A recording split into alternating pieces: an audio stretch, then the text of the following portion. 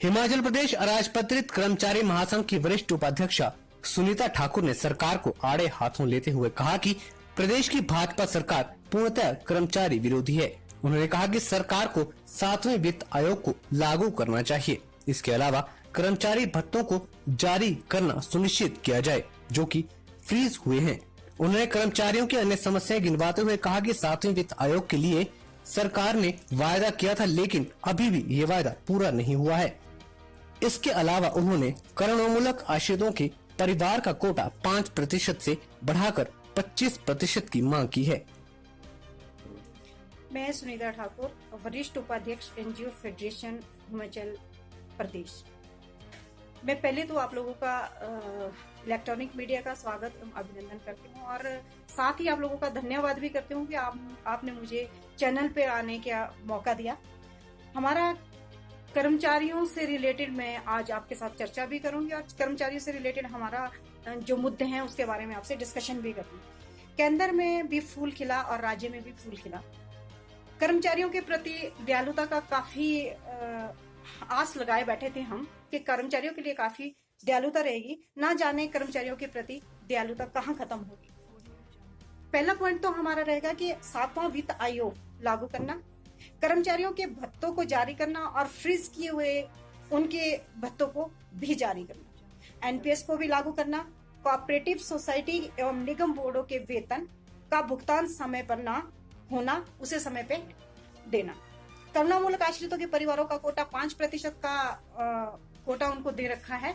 हम चाहेंगे कि उनका कोटा 5% से इंक्रीज किया जाए, कम से कम 25% कोटा उनको मिले। अनुबंध कर्मचारियों का कार्यकाल 3 साल से घटाकर 2 वर्ष होना, पेंशनर्स को पंजाब पैटर्न पर वित्तीय लाभ देना।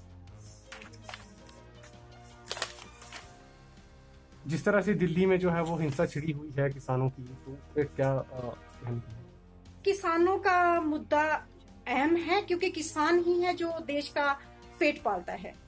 पूरे देश के लिए किसान जब अन्न उगाता है तभी तो देश का हर व्यक्ति अन्न खा सकता है। लेकिन हिंसा भड़कने का कारण मेरा मानना तो सिर्फ इतना है कि सरकार को चाहिए था कि वो किसानों के साथ वार्ता करे और उनके मुद्दों को सुलझाए। अभी तो मैं सिर्फ कर्मचारियों के बारे में बोलना चाहूंगी क्योंकि कर्मचारियों का 7वां वित्त आयोग, जो कि 7वें वित्त आयोग के उनको लाभ मिलने थे, वो नहीं मिल पाए। तो मेरा सरकार से आग्रह रहेगा, हिमाचल सरकार से आग्रह रहेगा कि हिमाचल सरकार कर्मचारियों की इस इसमें परीक्षा ना ले, क्योंकि कर्मचारियों की ये अपने वित्तीय लाभ है, ये बोल के ना उसको खत्म किया जाए कि जब पंजाब देगा तब वो देगा। जबकि केंद्र सरकार में जो वित्तीय लाभ 7वें वित्त आयोग ने दिए, हम चाहेंगे कि हिमाचल प्रदेश सरकार भी उस तर्ज पे हिमाचल प्रदेश के कर्मचारियों को दे। और उसके बाद अगर सरकार को कहीं लगता है कि उसमें विसंगति है, तो जब पंजाब पैटर्न देगा तो उसके बाद उन विसंगतियों को दूर करते हुए वो चाहे तो वो पंजाब पैटर्न भी बाद में दे सकता है, लेकिन इससे पहले उनको पहले दे देना चाहिए। उसके बाद आता था हमारा कर्मचारियों जो एनपीएस है। एनपीएस जो है, इतने टाइम से एनपीएस सरकार से बार बार जाके गुजारिश कर रहा है, जबकि उनका चुनाव में ये मुद्दा, चुनाव जो उनका घोषणा पत्र था उस पे था कि एनपीएस जो है उनको लागू कर दी, न्यू पेंशन स्कीम को हटा के उनको ओल्ड पेंशन स्कीम दिया जाएगा। तो सरकार जो है कर्मचारियों की सिर्फ परीक्षा ना ले। कर्मचारी चाहे वो इतनी देर से वो कभी कभी ऐसा लगता है वो अभी नहीं सोचा गया, क्योंकि इतना जाने के बावजूद उन्होंने इतना डिस्कशन किया, पर मुझे ये लगता है कि सरकार ना तो उस पर कोई विचार कर रही है, ना तो कहीं उसकी चर्चा चल रही है। यानी कि कभी कभी तो ऐसा लगता है कि आशीर्वाद देने की उम्मीद में सरकार ना कोई नजरिया उनका लग रहा है कि वो आशीर्वाद दें। और ये तो मामला सिर्फ ऐसा बन गया है जैसे बच्चा जब रोता है तो उसको चॉकलेट देके जो उसको टाल दिया जाता है। अगर मैम सरकार आपकी मांगे नहीं मानती तो मैम क्या कदम उठाओगे?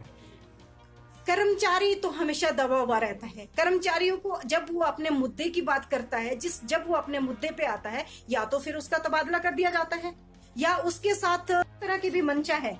मुझे नहीं मालूम है कि सरकार क्या चाह रही है और क्या, क्योंकि 3 साल बीत जाने के बाद 3 साल बीत गए हुए हैं, अभी 3 साल तक हमें एक भी जगह ऐसा नहीं लगा कि सरकार ने कर्मचारियों को कुछ दिया। यहाँ तक कि सरकार ने कर्मचारियों का जो अपना एक डी होता था, जिसपे उनका अपना हक होता था, उसको भी सरकार ने फ्रीज कर दिया, जो कि एक बहुत बड़ी गलत मंशा है सरकार की। गणतंत्र दिवस के मौके पर काफी उम्मीदें थी कर्मचारियों को, तो उसी उम्मीद के बावजूद आज कर्मचारियों की हमने कभी भी नहीं चाहा, कोई भी कर्मचारी कभी नहीं चाहता है कि वो सोशल मीडिया के सामने अपनी आवाज को उठाए विवश होकर। आज विवशता इतनी थी कि हर कर्मचारी अपनी आस तो लगाता ही है कि उसको कुछ मिलेगा। वो सुबह से शाम यानी कि 10 बजे से अपनी ड्यूटी, कई बार वो 11 बजे तक, कई बार मंत्री के ऑफिस, कई बार इधर उधर जहां भी उनकी ड्यूटीज लगती है, कई बार वो 11 बजे तक भी फाइलों के अंदर बैठे रहते हैं। लेकिन हमारा मानना सिर्फ इतना है कि सरकार जो है, अपने जब उनके भत्तों की बातें आती हैं, सरकार में जब सत्ता में जितने भी, चाहे वो विधायक है, चाहे वो पक्ष है, ब्यूरो रिपोर्ट शिमला।